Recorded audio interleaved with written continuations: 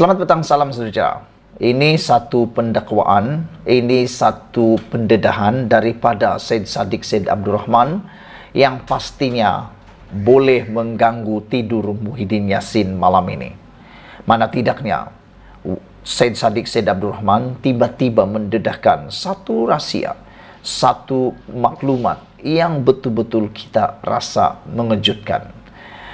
Syed Saddiq Syed Abdul Rahman kata, saya didakwa kerana tidak sokong Muhyiddin. Wow, sampai begitu sekali.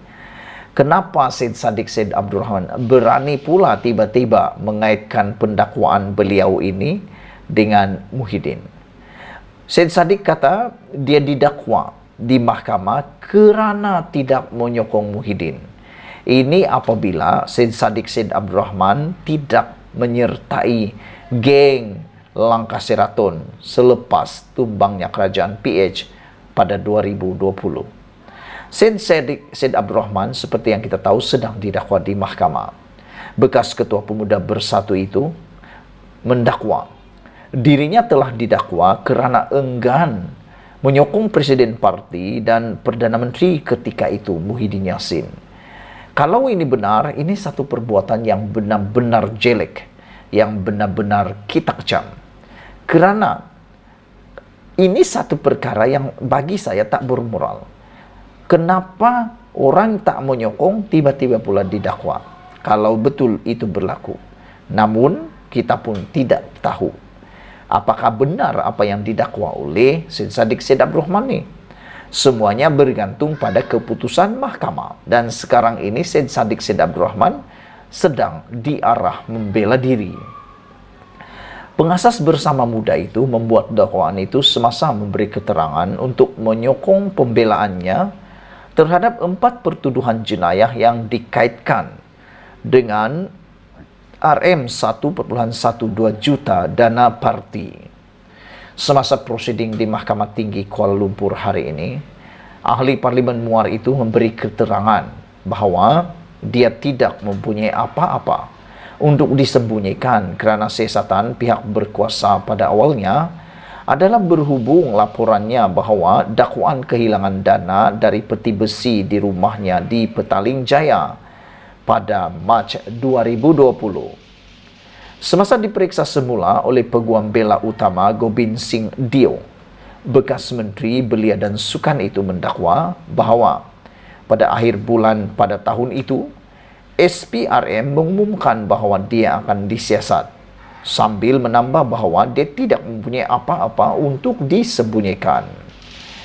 Dalam sesi soal jawab tersebut, Gobind Singh Dio bertanya, dalam akuan bersumpah kamu, pendakwaan mencabar kamu dengan mengatakan bahawa kenyataan kamu dibuat selepas berfikir semula. Adakah kenyataan kamu yang dibuat di mahkamah mengenai pertuduhan yang kamu hadapi di mahkamah benar? Syed Saddiq menjawab, memang benar ya Arif. Sehingga hari ini saya masih ingat saat ketika ia berlaku, apa yang dibincangkan, di mana dan apa yang berlaku selepas itu. Kerana apa yang berlaku adalah jelas salah dan saya tidak mahu musuh politik saya melalui perkara sama, kata Syed Saddiq Syed Abdul Rahman. Menambah lanjut, Gobind Singh Dio bertanya lagi, apabila kamu mengatakan apa yang berlaku jelas salah, apa sebenarnya yang kamu maksudkan? Syed Saddiq menerangkan permintaan untuk menyokong Muhyiddin, walaupun saya tiada masalah peribadi dengannya. Namun, jika perkara itu menyokong kepimpinan Muhyiddin, akan menghentikan pendakwaan terhadap saya, ia salah yang Arif, kata Syed Saddiq Syed Abdul Rahman. Pegawai penyiasat sendiri menyiasat dan menyerbu rumah saya. Dia bersama saya setiap hari ketika dibawa untuk proses siasatan dalam SPRM menurut Syed Saddiq Syed Abdul Rahman. Untuk I.O., itu memberitahu SPRM adalah alat politik apabila tukar kerajaan dan saya adalah mangsa pendakwaan politik. Itu tidak betul dan berharap ia diperbetulkan. Saya tidak mahu musuh politik berhadapan perkara sama. Jika ada, saya harap perkara ini akan diperbetulkan.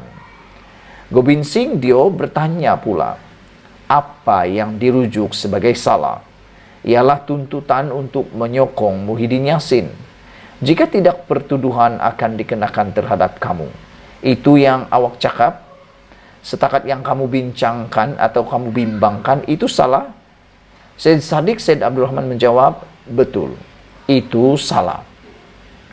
Semasa peringkat pendakwaan perbicaraan tahun lepas, Sharifah Mahani Syed Abdul Aziz dan Syed Abdul Rahman Abdullah Asa Gof memberi keterangan bahawa anak mereka Syed Saddiq Syed Abdul Rahman berada di bawah tekanan untuk menyokong Muhyiddin.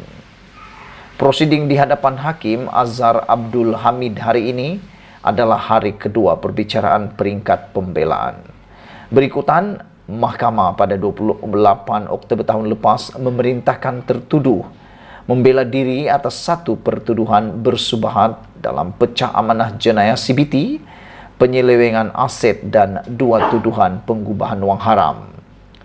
Semalam merupakan hari pertama perbicaraan peringkat pembelaan dengan Syed Saddiq memberi keterangan. Terdahulu hari ini semasa pemeriksaan balas oleh Timbalan Pendakwa Raya Utama Wan Saharudin Wan Ladin dan anggota pendakwaan lain, tertuduh menafikan wang berkenan kononnya adalah dana yang hilang dari rumah berkenan dan dana adalah milik Bersatu. Syed Saddiq mengulangi penafian pernah mengeluarkan arahan kepada bekas anggota sayap pemuda Bersatu untuk mengeluarkan RM 1 juta dana parti.